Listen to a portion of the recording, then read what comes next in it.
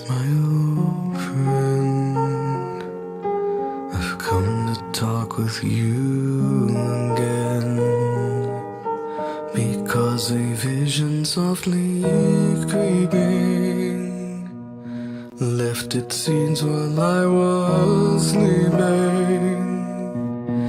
And the vision that was planted in my brain still remains within the sound of silence.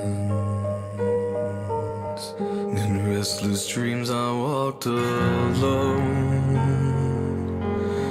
narrow streets of cobblestone,